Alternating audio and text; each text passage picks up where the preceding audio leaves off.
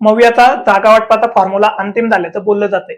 या जागा वाटपानुसार शरद पवार गट 10 जागांवर लढण्यासाठी सज्ज झाल्याचं देखील सांगण्यात येतंय. आज राष्ट्रवादीच्या शरद पवार गटाच्या नेत्यांची बैठक झाली. याच बैठकीत या 10 जागांवर अंतिम शिक्कामोर्तब झाल्याचं सांगण्यात येतंय. शरद पवार गट कोणत्या 10 जागा लढवेल आणि या जागांवर कोणते 10 उमेदवार पवारांकडे असणार आहेत पाहूया या व्हिडिओच्या माध्यमातून. नमस्कार, मी ज्ञानेश आणि तुम्ही पाहताय डीसी मराठी.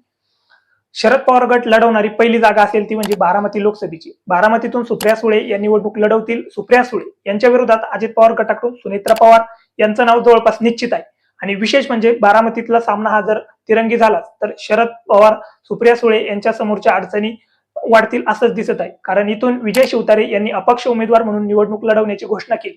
मग अशा वेळी अजित पवारांना विरोध करणाऱ्या मतांमध्ये विभाजन झालं तर सुप्रिया सुळे यांच्या ही जागा धोक्यात येऊ शकते. सध्या तरी अजित पवार गटाकडून सुनेत्रा पवार यांचं नाव जरी निश्चित नसलं तरी या ठिकाणी सुनेत्रा पवार विरुद्ध सुप्रिया सुळे अशीच लढत होईल असं समजलं जात आहे. दुसरी जागा आहे ती शरद पवार गट लढवेल ती अहमदनगरची. अहमदनगर दक्षिणसाठी शरद पवार गटाकडून पारनेर विधानसभा मतदारसंघाचे आमदार निलेश लंके यांना शरद पवार गटातून उमेदवारी देण्याची शक्यता आहे. त्यांनी तशी तुतारी घेत प्रचाराला सुरुवातही केली आहे. अहमदनगर दक्षिणसाठी भाजपकडून सुजय विखे यांना उमेदवारी जाहीर झाली असून सुरुवातीला अजित पवार सोबत असणारे निलेश लंके आपण दोन्ही पवारांसोबत आहोत असे संकेत आधीपासूनच देत होते. अखेर शरद पवारांची भेट घेतल्यानंतर जरी पक्षप्रवेश झाला नसला तरी आपण शरद पवारांसोबतच आहोत असं सांगत त्यांनी नगर मध्ये प्रचाराला सुरुवात केली आहे. त्यामुळे नगरचे लंकेच हे शरद पवार गटाचे उमेदवार असतील हे जवळपास निश्चित आहे. शरद पवार गट लढवणार असणारी तिसरी जागा आहे शिरूर लोकसभेची जागा. अजित पवारांनी अमोल कोल्हे यांना आव्हान देऊन प्रतिष्ठेची केली आहे. त्यानंतर अमोल कोल्हे यांनी अजित पवारांना प्रत्युत्तर दिल्याने शिरूरचा हा प्रचार रंगतदार होणार आहे. बारामती नंतर असा मतदारसंघ असेल जिथे अजित पवार विरुद्ध शरद पवार गट असा थेट सामना रंगेल.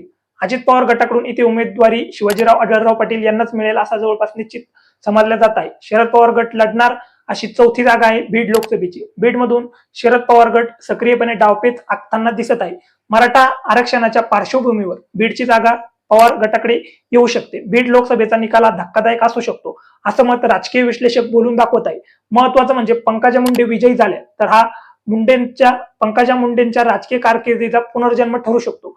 अशा वेळी पंकजा मुंडेंचं राजकारण कायमचं थांबवण्यासाठी पंकजा मुंडे यांचे विरोधक या जागेवर फिल्डिंग लावताना दिसत आहे. शरद पवार गटाकडून इथे नरेंद्र काळे यांचं नाव चर्चेत आहे. शरद पवार बीडमधून बजरंग सोनवणे यांच्या नावासाठी सुद्धा आग्रही होते, पण विश्वासार्हता या निकषामुळे बजरंग सोनवणे यांच्याऐवजी नरेंद्र काळे यांचा पर्याय समोर आणला आहे असं सांगण्यात येते. बीड नंतर शरद पवार गट लढवणार अशी पाचवी जागा आहे ती माढा लोकसभेची. माढ्याचा तिढा सोडवण्याचं काम भाजपचं हायकमांड करत होतं. मोहिते पाटील घराण्याकडून रणजितसिंह निंबाळकर यांच्या उमेदवारीला कडाडून विरोध होता. रामराजे नाईक निंबाळकरांनी सुद्धा रणजितसिंह नाईक निंबाळकर यांच्या नावाला विरोध केला होता. मग अशा वेळी रणजित निंबाळकर यांचं तिकीट कट होऊन मोहिते पाटील किंवा रामराजे निंबाळकर यांच्या घरात तिकीट दिलं जाईल अशा चर्चा होत्या. पण भाजपच्या हायकमांडने पुन्हा एकदा रणजित निंबाळकर यांच्या नावावरती शिक्कामोर्तब केलंय.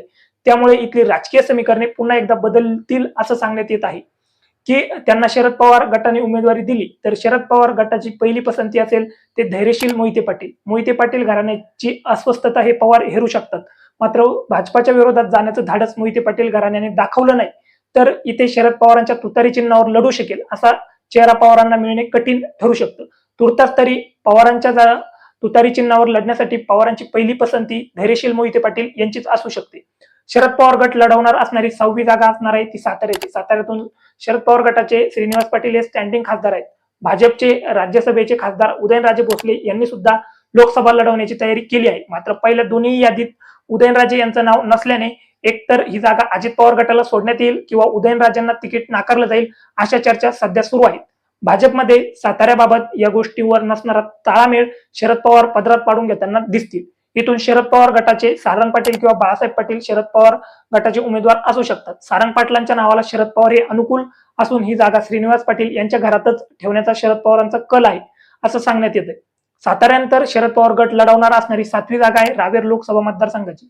रावेरमधून पुन्हा एकदा रक्षा खडसे यांना भाजपनं तिकीट दिलंय. रावेरच्या या जागेवर बारामतीप्रमाणे नंदन विरुद्ध भावजाई असा सामना होईल असं वाटत होतं, पण एकनाथ खडसेंनी आपण निवडणूक लढवणार नसल्याचं स्पष्ट केलं आणि सोबतच रोहिणी खडसे या सुद्धा लोकसभा लढणार नसल्याचं सांगितलं. त्यामुळे रावेरची जागा ही शरद पवार गटाकडे जाऊन सुद्धा शरद पवार खडसे शरद पवारांना खडसेंकडून फसवण्यात आलं अशी भावना कुठेतरी या मतदारसंघात तयार झाल्याचं दिसत आहे. याच दरम्यान अजित पवार गटाचे नेते असणारे रवींद्र पाटील यांनी सुद्धा शरद पवारांची भेट घेतल्याने रावेरमधून ते सुद्धा उमेदवार असू शकतात असं बोललं जात आहे. यातली 8वी जागा ती म्हणजे वर्ध्याची, जी शरद पवार गट लढवेल अशा ज्या जागा होत्या त्यामध्ये सुरुवातीला वर्ध्याची जागा नव्हती, पण आता सध्याच्या चर्चा ज्या आहेत त्यामध्ये शरद पवार गट वर्ध्याची जागा सुद्धा लढवणार आहे. वर्ध्याची जागा खरं तर तशी परंपरागत काँग्रेसची आहे. सुप्रिया सुळे पासून ते चंद्रशेखर बावनकुळे निवडणूक लढवतील अशी या जागेवर चर्चा सुरू होती, पण आता काँग्रेसची ही परंपरागत जागाही राष्ट्रवादीचे शरद पवार गट लढवेल असं निश्चित आहे. भाजपकडून येथे 2 वेळेस खासदार असलेले रामदास तडस यांना पुन्हा तिसऱ्यांदा उमेदवारी दिली आहे. आता त्यांच्या विरोधात शरद पवार गटाकडून माजी आमदार हर्षवर्धन देशमुख हे निवडणूक लढवण्याची शक्यता आहे. यासोबत समीर देशमुख यांना सुद्धा आघाडीवर यांचं नाव आहे. वर्धा लोकसभेसाठी वर्ध्याचेच देशमुख हवेत अशी जोरदार मागणी कार्यकर्त्यांनी धरल्यामुळे समीर देशमुख यांना सुद्धा शरद पवार गटाचा लोकसभेसाठी तिकीट मिळू शकतं. शरद पवार गट लढवेल अशी 9वी जागा आहे ती भिवंडीची. भिवंडी लोकसभेत शरद पवार गटाकडून बाळामामा म्हणजेच सुरेश म्हात्रे यांना उमेदवारी मिळण्याची शक्यता आहे. अलीकडच्या काळामध्ये बाळामामांनी शिंदेच्या शिवसेनेला सोडचिठ्ठी देत शरद पवार गटात प्रवेश केला होता. आतापर्यंत त्यांनी केलेलं हे 6वं पक्षांतर आहे. बाळामामा हे कपिल पाटलांचे कट्टर विरोधक मानले जातात.